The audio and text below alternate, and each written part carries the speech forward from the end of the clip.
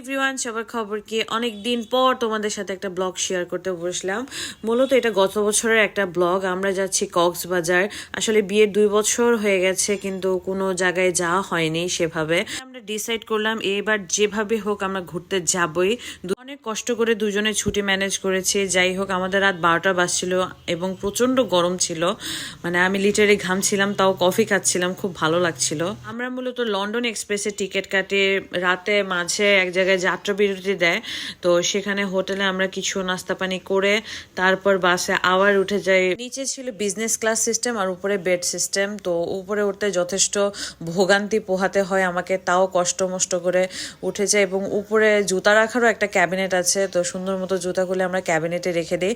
সকাল সকাল আমরা হলো গিয়ে আরেকটা হোটেলে যাত্রা বিরতি দেয়, তো সেখানে হালকা নাস্তা পানি করি। আমরা নাস্তা পানি বলতে তেমন কিছু পাচ্ছিলাম না, আমি একটা স্যান্ডউইচ খাই আর একটা কফি খাই।